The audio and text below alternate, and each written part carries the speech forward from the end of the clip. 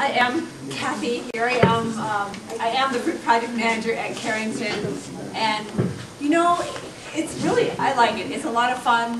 When I was growing up, Holly said she was a farmer's market nerd. I'm a plant nerd. I mean, even in junior high, I had herbariums, which is you get a plant from the wild and you press it and you shape it and you label it with your names and things. I did it for school, but I also did it for 4-H. And my little plant collection went to the state fair in Wisconsin, so that was pretty cool. So I've always liked plants. I didn't think I was ever going to go in this direction until I moved here. I studied microbiology when I was in college. I studied food microbiology, which I really liked. When I did food microbiology, it was dairy foods, because Wisconsin's the dairy state, right? So I learned about making yogurt and cheese and butter, and I ended up working for a company that made cultures for yogurt. We were the supplier of both Dannon and Yoplait yogurt for their bacterial cultures that turn milk into yogurt. So we moved to North Dakota, and I thought, what will I ever do in North Dakota? And for a while I didn't know, and I just did some volunteer stuff. And then I was approached with this opportunity. I was given a chance to be the fruit project manager at Carrington. As I said, have loved plants all my life, and I took master gardener classes. That's through Extension. They're offered here in North Dakota. The Extension service says that.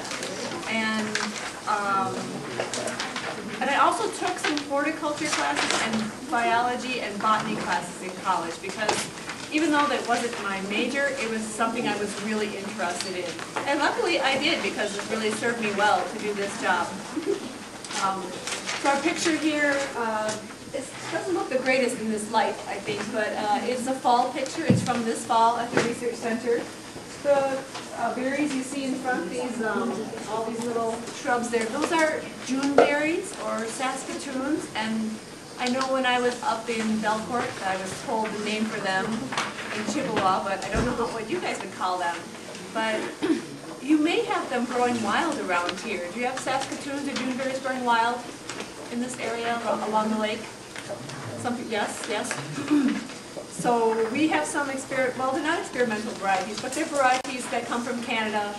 And nobody bred these June berries. They were just selections from the wild. So you just never know how something's going to turn out.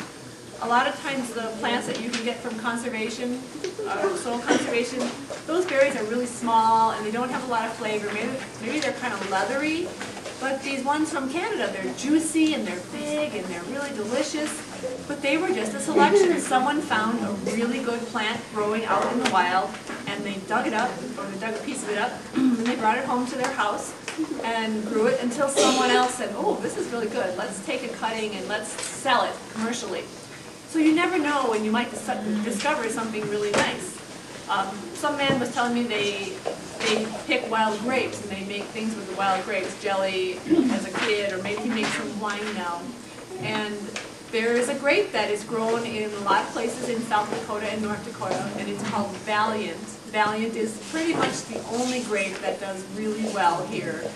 But Valiant was found growing wild. I don't think it was bred. I think it was just found somewhere. You know, and what do you guys, when you have grape jelly, grape juice, that's pretty much Concord grapes. The variety of grapes are Concord grapes. That grape was found growing wild in Concord, Massachusetts. So sometimes you just find a really great fruit that was just out there. So you should just keep your eyes open for that sometimes. This is where Carrington is, that little red spot there in the yellow area. And you guys are, I don't know, let's see.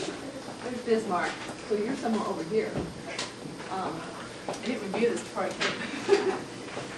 So we have a little more moisture than you guys do, and our soils may possibly be better. Our soils are so black and so nice, and there's no rocks where we live in Carrington. And it's a big improvement for me coming from Wisconsin. I used to pick a 5-gallon bucket of gravel out of my garden every year because the frost would bring all these rocks up. So I just have to say we love the soil in North Dakota, where we are in Carrington. So it may be more difficult sometimes to grow things here, but you can always compost things. And maybe you've learned about composting in school. You just put green material like grass and brown material like leaves together. If you turn it a lot, it turns into compost faster. If you don't turn it at all, it'll still turn into compost. It just takes more time. And you can add compost to your soil every year, maybe a couple times a year, even mulch with compost around your plants. And that will improve your soil. If you have a clay soil, this organic matter, compost is organic matter. That will help improve the soil. So, you can always tell. This is a picture of the fruit area. There's 6 acres. There's a deer fence. It's an 8-foot tall deer fence around that. And then we have woody plants from NDSU, and then we have the fruit plants that I grow out there. Whoops, I'm going the wrong way. This is a list of all the plants that we have. We have some apple trees, aronia, cherry trees, another kind of cherry tree, black, red, and white currants. There are some wild black currants that grow around out here. Elderberries, gooseberries, something called a haskap, also known as honeyberry, and those are coming from Canada, and those would probably do quite well in your soil here. And I've already been talking about juneberries. We also have plums, sea berries, and the grapes. This plant is called aronia. Aronia is native to North Dakota, all of North America, and U.S. and Canada. And it's really high in antioxidants, which are the things that are really good for you. Like blue-colored berries are very good for you. So purple grapes and blueberries and these aronias.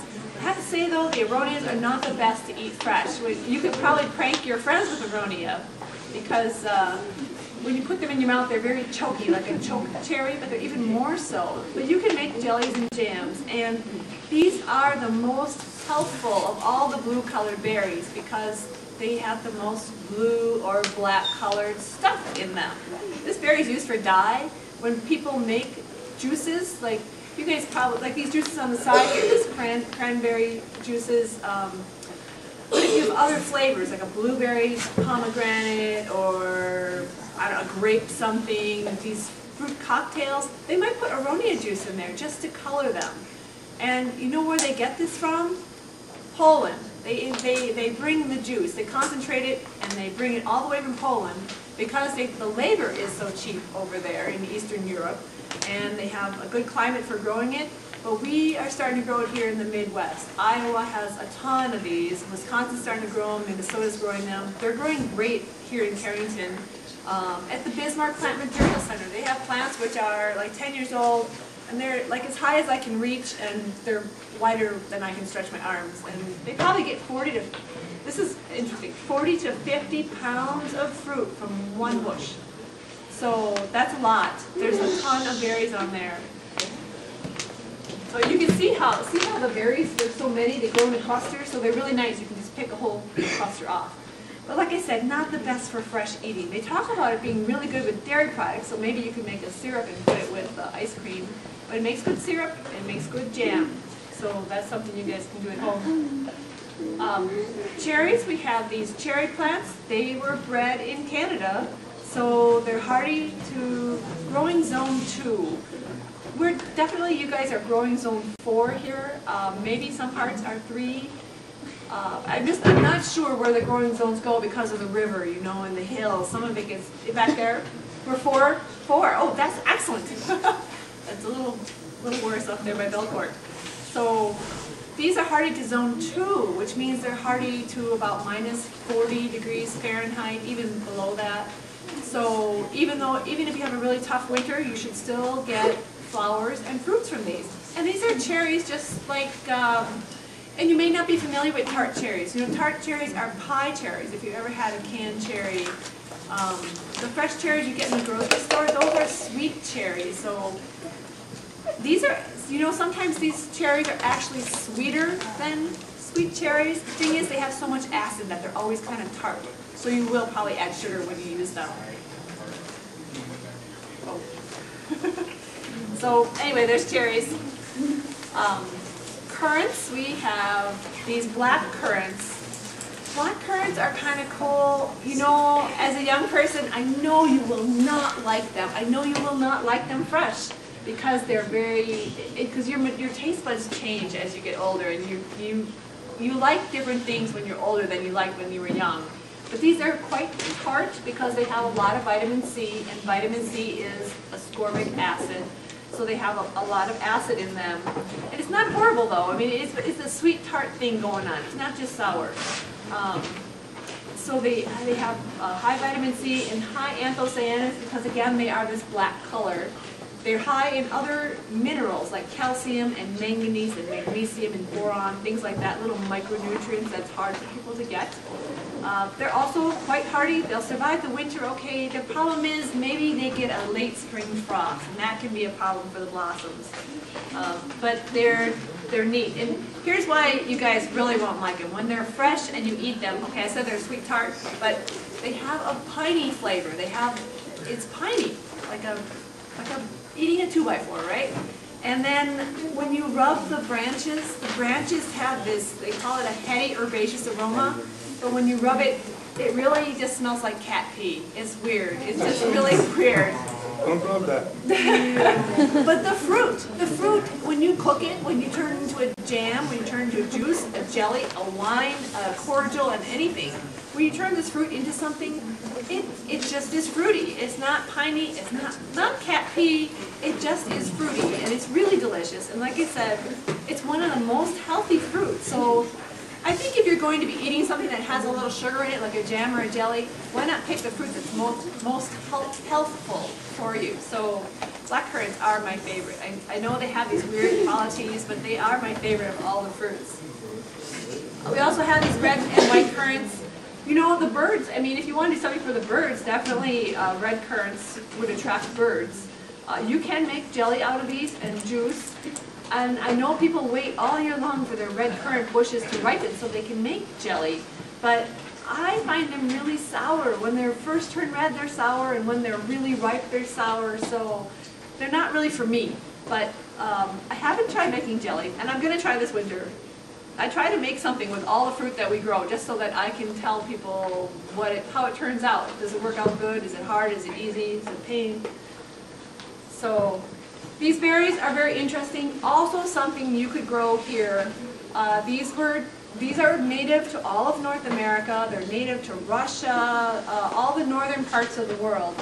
And they're in the honeysuckle family, so that's why they get the name honeyberry. They're pretty sweet, but they're also a sweet tart thing, but not horribly tart. They're definitely fresh eating quality. You know, maybe your mom and dad might talk about wanting to grow blueberries, but people always talk to me, can we grow blueberries? Do you guys like blueberries? Yeah?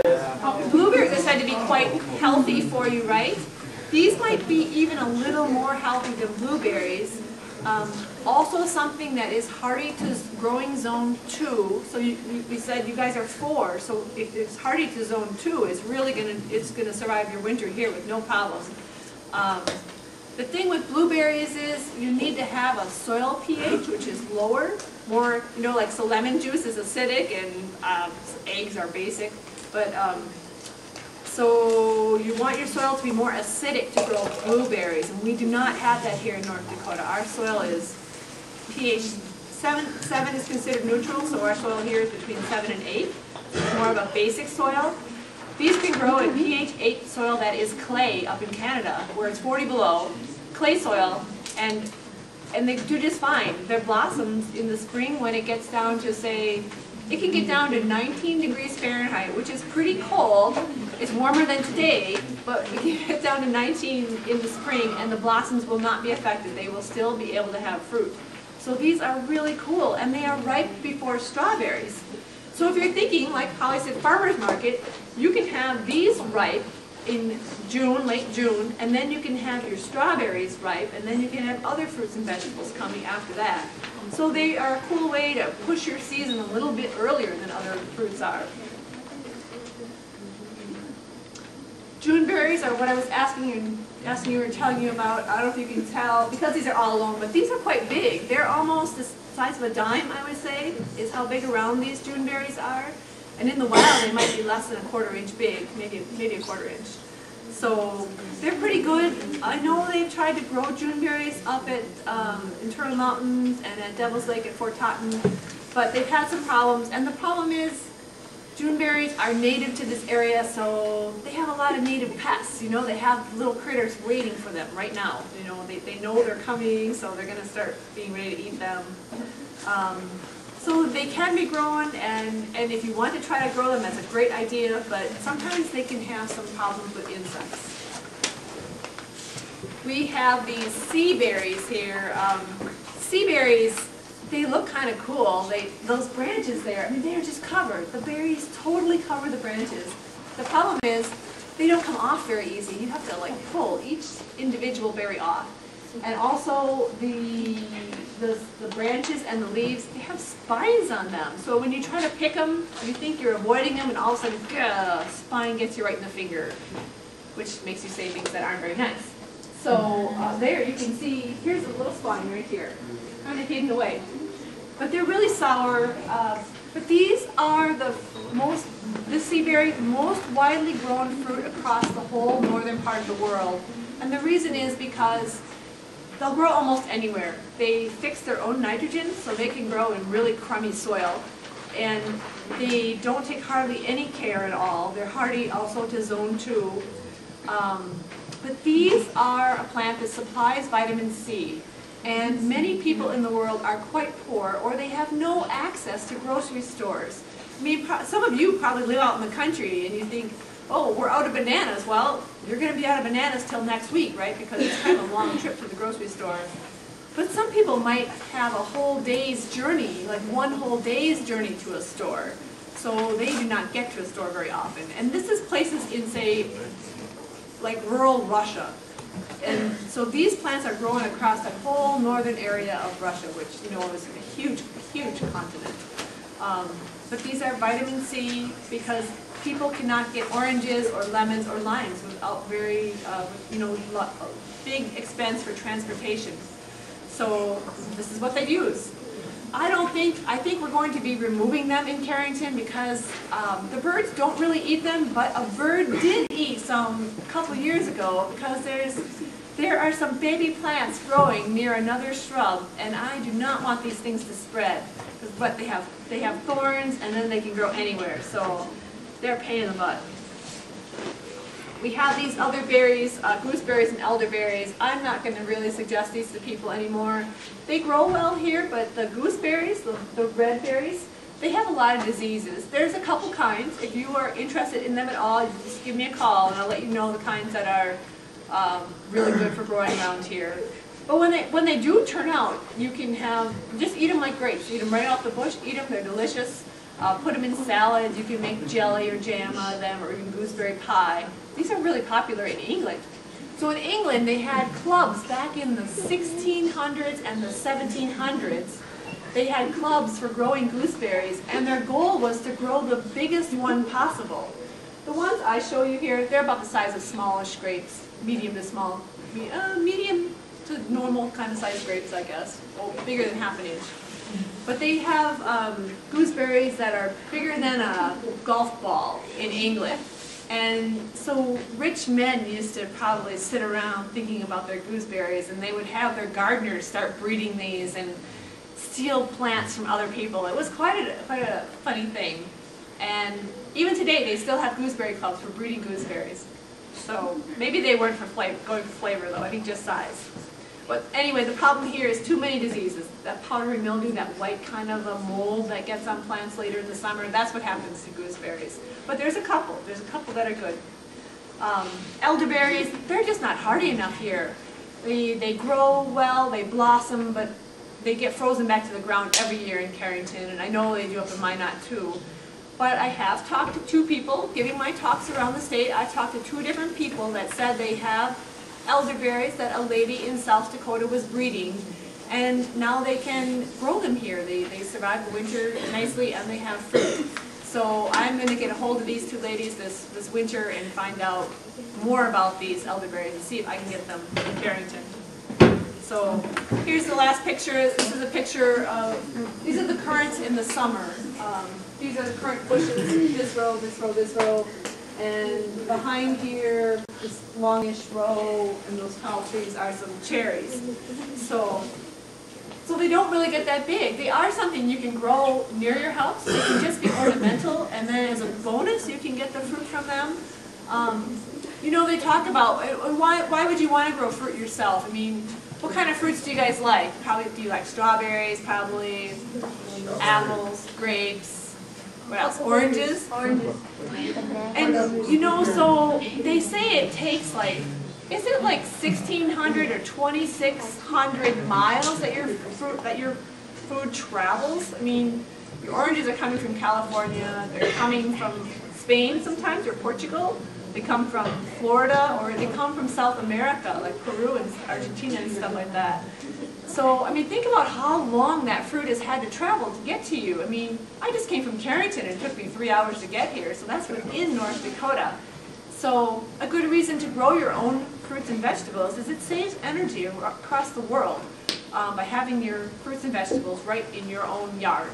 So, and you can share with friends. I mean, you always have more than you can eat when you grow your own stuff. So, and that's fun. You can interact with your neighbors. Maybe your grandma would like to have something that she doesn't grow anymore. It'd be nice to take it to her. So, thank you very much. If you want to